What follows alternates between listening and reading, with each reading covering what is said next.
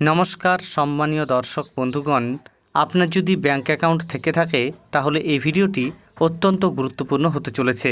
Reserve bank of ইন্ডিয়ার তরফ থেকে নতুন নিয়ম চালু করা হচ্ছে, ব্যাংকিং পোর্টেবিলিটি।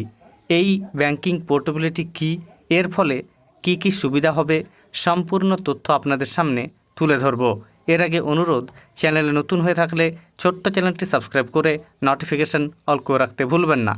দেখুন, এ বিষয়ে একটি প্রতিবেদনে সম্পূর্ণভাবে সমস্ত তথ্য বুঝিয়ে বলা হয়েছে, তা আপনারা দেখুন। পরিকল্পনা চলছিল বেশ কিছু মাস ধরেই, এবার চূড়ান্ত রূপরেখা দেওয়ার পালা। আজ থেকে শুরু হবে রিজার্ভ ব্যাংকের নীতি নির্ধারণ কমিটির বৈঠক।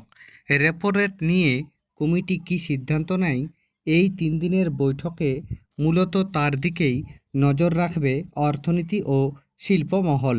পাশাপাশি পশ্চিম এশিয়ার যুদ্ধ ভারতের মূল্যবৃদ্ধির উপর কতটা গভীর প্রভাব ফেলতে চলেছে তার পূর্বাভাসও দেবেন গভর্নর সঞ্জয় মালহোত্রা। পাশাপাশি দেশের সাধারণ ব্যাংক গ্রাহকদের একটি বিশেষ সুবিধা প্রদান নিয়ে চূড়ান্ত সিদ্ধান্ত হতে পারে। সেটি হলো ব্যাংক অ্যাকাউন্ট পোর্টেবিলিটি। যদি কোনো গ্রাহক চান তার ব্যাংকের অ্যাকাউন্ট বন্ধ করে অন্য ব্যাংকে সেই অ্যাকাউন্ট চালু করবেন, তাহলে আগামী দিনে অ্যাকাউন্ট বন্ধ করা এবং আবার খোলার জন্য কোনো দীর্ঘ প্রক্রিয়ার মধ্য দিয়ে যেতে হবে না। বিভিন্ন সার্ভিস প্রোভাইডারে একই মোবাইল নম্বর রাখার মতো পদ্ধতি চালু করতে চাইছে রিজার্ভ ব্যাংক। তাকেই বলা হচ্ছে ব্যাংক অ্যাকাউন্ট পোর্টেবিলিটি, অর্থাৎ ব্যাংকের অ্যাকাউন্ট নম্বর একই রেখে ভবিষ্যতে গ্রাহক এক ব্যাংক থেকে অন্য ব্যাংকে অ্যাকাউন্টকে নিয়ে যেতে পারবে।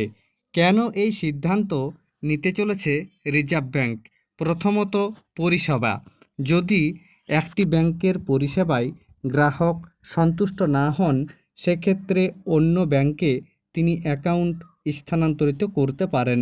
সেক্ষেত্রে যদি অ্যাকাউন্ট নাম্বার পরিবর্তিত হয়ে যায়, তাহলে ওই অ্যাকাউন্ট আরও যেসব পরিষেবার সঙ্গে যুক্ত, সেসব ক্ষেত্রে সমস্যা সৃষ্টি হবে, অর্থাৎ আবার সব বদলাতে হবে। যেমন জীবন বীমার সঙ্গে ব্যাংক অ্যাকাউন্ট জানিয়ে রাখতে হয়, যাতে কোনো ম্যাচুরিটি হলে সেখানে চলে যায় টাকা। একইভাবে সরকারের নানা রকম আর্থিক সহায়তা স্কিম, যা ডাইরেক্ট বেনিফিট ট্রান্সফার প্রকল্প, অর্থাৎ সরকারের প্রদেয় টাকা সরাসরি উপভোক্তার ব্যাংক অ্যাকাউন্টে চলে যায়। বাড়ি গাড়ির ঋণের জন্য EMI, recurring SIP, credit card payment, নানাবিধ সোশ্যাল মিডিয়া অথবা ওটিটি প্ল্যাটফর্মের সাবস্ক্রিপশন সবই ব্যাংক অ্যাকাউন্ট থেকেই হয়। যদি অ্যাকাউন্ট নম্বর বদলে যায়, তাহলে আবার নতুন করে সব সংযুক্ত করতে হবে, যা সময় সাপেক্ষ এবং যথেষ্ট হয়রানির।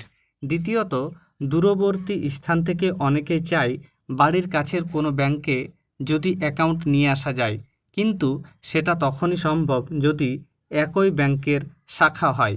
ভিন্ন ব্যাংক হলে নতুন করে অ্যাকাউন্ট খুলতে হবে, অ্যাকাউন্ট নাম্বার বদলাতে হবে না, অথচ পছন্দসই এবং সুবিধাজনক ব্যাংকে নিজের অ্যাকাউন্ট নিয়ে আসার পরিষেবা দিতেই রিজার্ভ ব্যাংক এই প্রস্তাব ও পরিকল্পনা নিয়েছে।